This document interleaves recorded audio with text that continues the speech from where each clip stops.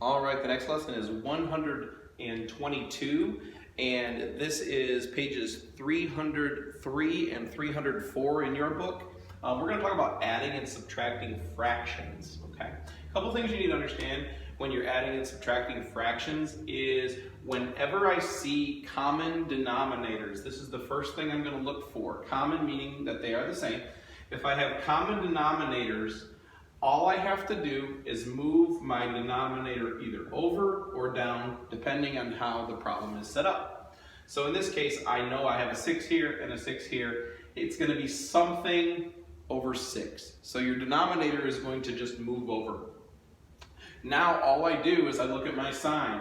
If it is addition, all I do is add the numerators and put my answer above the denominator. So in this case, I take 2 plus 2 equals 4, and I'm going to put my 4 over 6. So 4/6 is going to be my answer to 2/6 plus 2/6. Okay?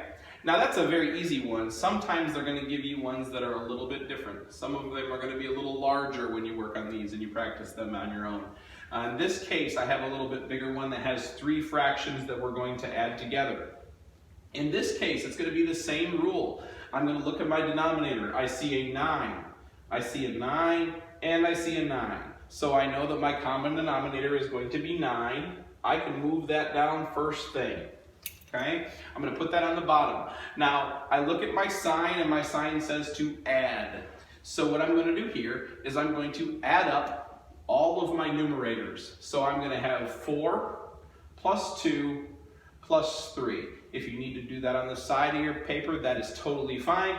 But I'm going to look at this. I'm going to have 4 plus 2 is 6. And I'm going to have 6 plus 3 is 9. So I'm going to end up with 9 over 9. Now, if you run into a fraction like that, as you learned in the last lesson, we have another name for a numerator and a denominator that match each other. If I have 9 over 9, we know that is equal to 1. So that's how you're going to write your answer. You're going to actually write it as a fraction first, because that's what we ended up with when we did our work. And then we're going to write it as the equal to number 1 or equal to our whole number.